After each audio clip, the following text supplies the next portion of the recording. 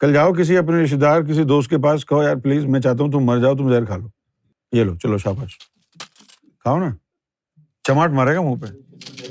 یہی ہوتا ہے نفس کے ساتھ جب اس کو کہتے ہیں ذکر کرنا، کہتا ہے پاگل ہے کیا؟ کیونکہ ذکر نور نفس کے لیے زہر ہے۔ فاقتلوا انفسکم،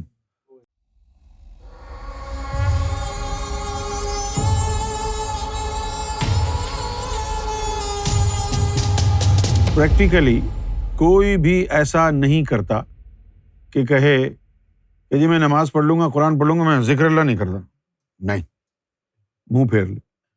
تو یہ جو ظاہری طور پر ذکر کرنا ہے، اس ذکر کرنے کے عمل سے عہدہ برا ہو جانا، سبکدوش ہو جانا، چھوڑ دینا، یہ اس کی یاد سے منہ پھیرنا نہیں ہے۔ اور یہاں یاد کا لفظ ہے بھی نہیں قرآن مجید کی آیت میں۔ وَمَنْ أَعْرَضَ عَنْ ذِكْرِي، جس نے میرے ذکر سے اعراض اور کنارہ کیا۔ یہ جو ذکر ہے یہ اس راستے کی طرف اشارہ ہے جس راستے میں آپ اپنے قلب اور قالب اور ارواح کو، اپنے جسم کو، سب کو ذکر میں لگاتے ہیں۔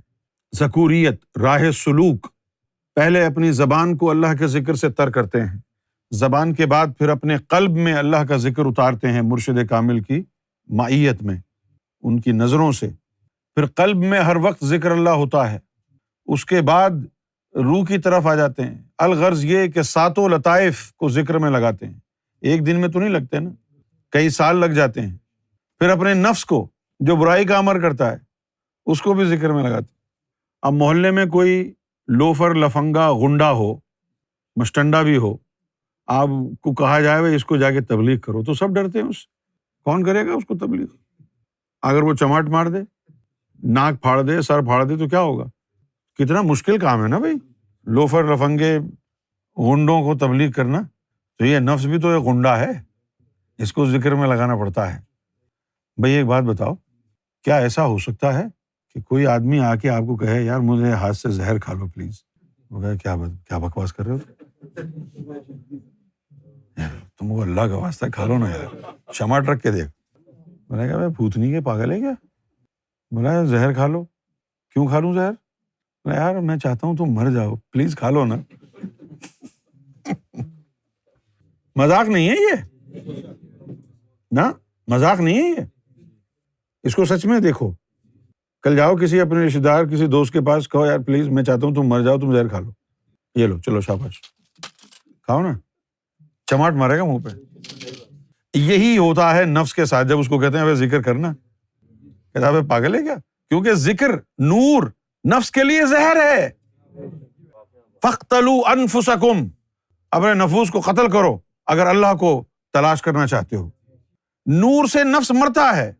اب آپ نفس کو کہیں گے چل ذکر کر، وہ کرنے دے گا ذکر؟ چماٹ لگائے گا۔ یہ مرشد کا کام ہوتا ہے۔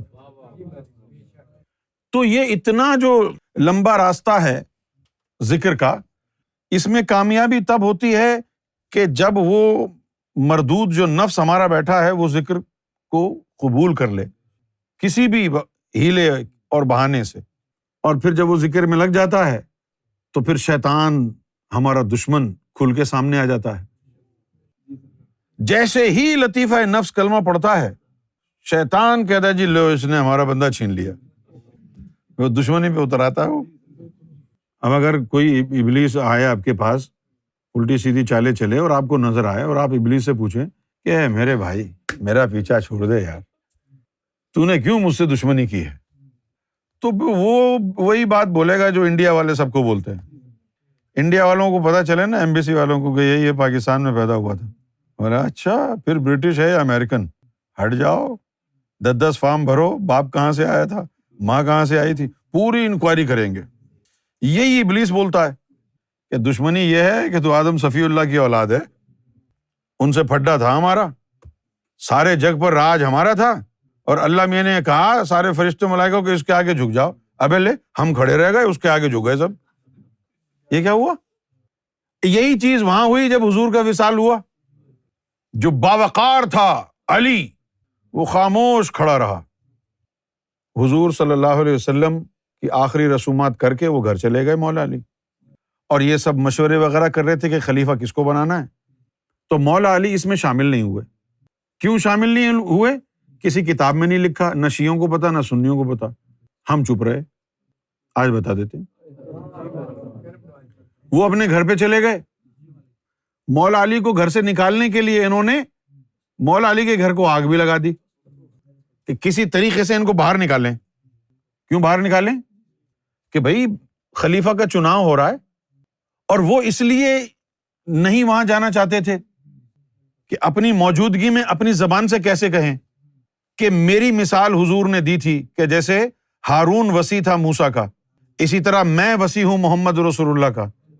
تم لوگوں کو خلیفہ بنانے کی بات کر رہے ہو تو ٹھیک ہے تم کرو، میں اس کا حصہ نہیں بنتا۔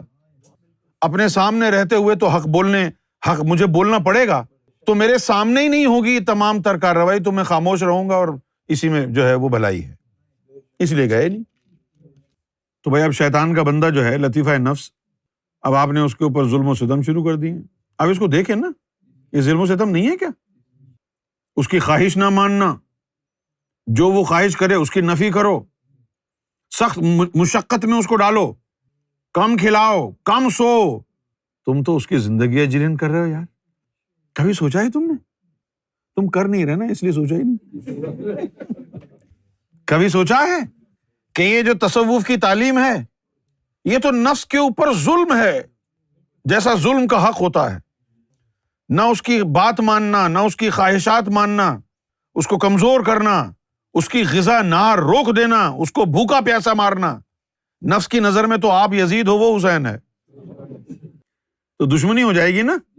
اب وہ جو شیطان سے دشمنی، ابلیس کی سے جو دشمنی ہو گئی ہے، اب وہ آزمائش ہوں گی آپ کی، بیوی کی طرف سے آزمائش، باپ کی طرف سے آزمائش، ماں کی طرف سے آزمائش، بچوں کی طرف سے آزمائش، دنیا والوں کی طرف سے آزمائش۔ کبھی کاروبار میں نقصان ہو گیا، کبھی یہ رشتہ دار خلاف ہو گئے، کبھی وہ خلاف ہو گئے۔ ان تمام مخالفتوں کو سہنے کا حوصلہ کسی کسی میں ہوتا ہے۔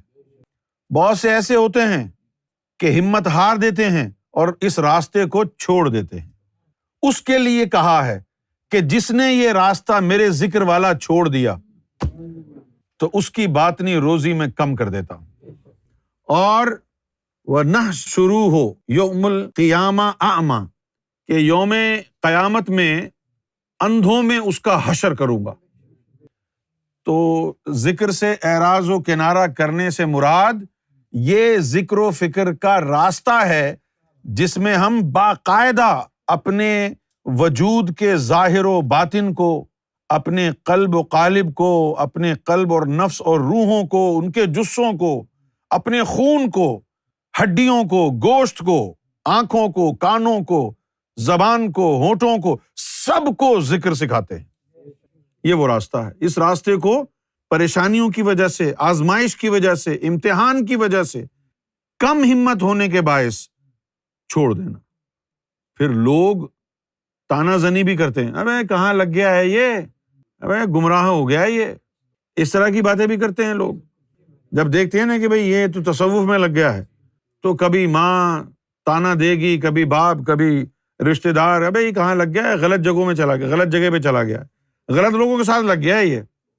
وہ آپ کو جو ہے نا سنگل آؤٹ کرنا شروع کر دیں گے، وہ آپ کو جو ہے نا پرسیکیوٹ کرنا شروع کر دیں گے، لان تان کرنا شروع کر دیں گے۔